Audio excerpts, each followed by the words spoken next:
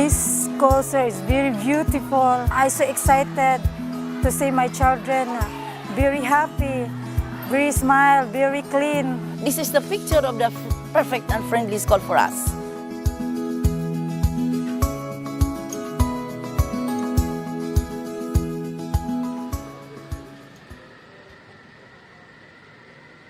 Le typhon Yolanda a frappé les Philippines en novembre 2013.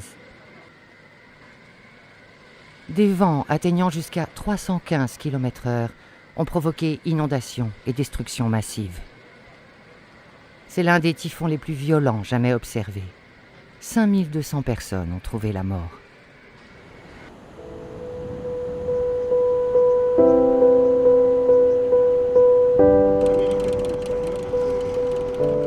Au cours de la catastrophe, de nombreuses infrastructures scolaires ont été détruites.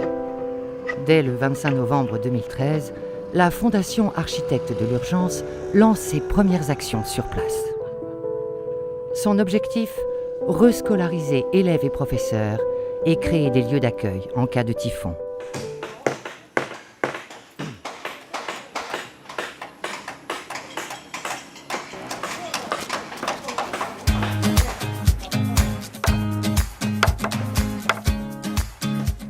Comme dans tous ces lieux d'intervention, la Fondation des Architectes de l'Urgence fait participer les autorités locales, mais aussi la population. 539 ouvriers, ingénieurs et architectes ont ainsi été formés aux méthodes constructives paracycloniques sur les chantiers. La formation de nos ouvriers sur nos chantiers est très importante, c'est une part très importante des missions d'architectes de l'urgence. Par exemple, là, nous, sur notre chantier, on leur finance le TESDA, qui est un certificat national, reconnu nationalement pour les maçons et les carpentiers, qui va leur permettre du coup d'avoir une certification de compétences. 377 ouvriers ont passé et obtenu le TESDA, le certificat d'aptitude professionnelle pour les maçons et les charpentiers. The time comes that I will build my house. I will also follow this kind of technique to do my house very strong. Un transfert de connaissances indispensable pour impliquer les populations directement dans le processus de leur reconstruction.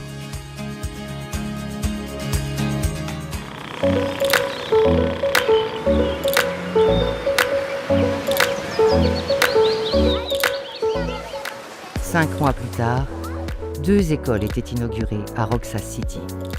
507 élèves et 17 professeurs ont ainsi pu reprendre la classe.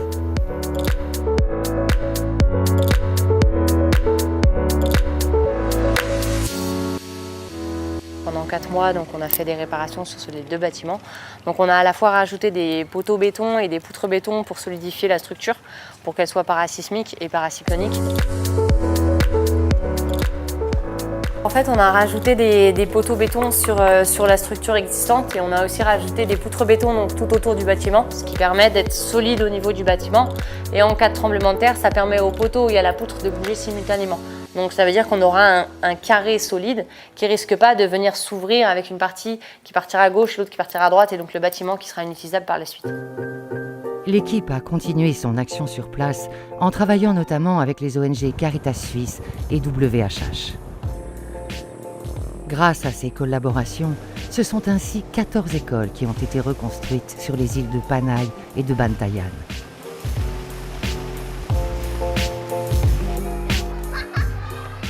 En tout, ce sont plus de 8000 enfants et 143 professeurs qui ont été rescolarisés.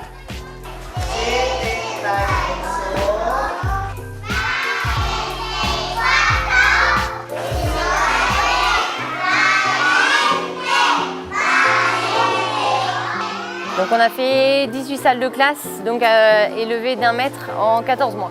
C'est plutôt une belle performance puisque les ouvriers donc, qui sont embauchés sur ces écoles sont des ouvriers locaux pour la plupart. Beaucoup n'ont jamais fait de chantier et énormément étaient pêcheurs sur cette école ainsi que sur toutes les autres écoles de cette île.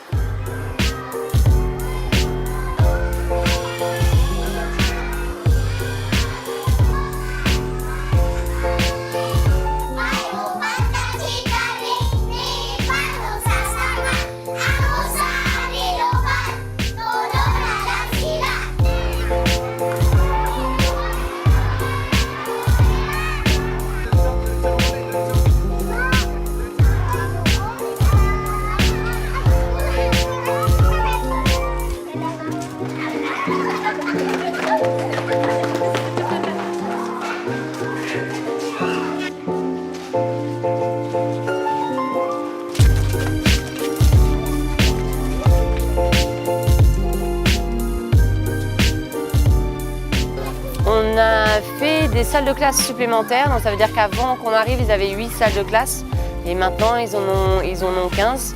Donc du coup, on a quand même augmenté le nombre de salles de classe et surtout, on a augmenté la solidité des bâtiments. Donc les bâtiments qu'ils avaient avant étaient des bâtiments en bois ou en métal qui étaient peu solides et surtout pas parasismiques. Et là, maintenant, c'est des bâtiments qui sont parasismiques et paracycloniques et qui peuvent être utilisés comme centre d'évacuation. The big difference is we are comfortable knowing that when there is a typhoon coming, so we are comfortable to our pupils or some of the evacuees to be here because we know that this is a safe room, a classroom for us.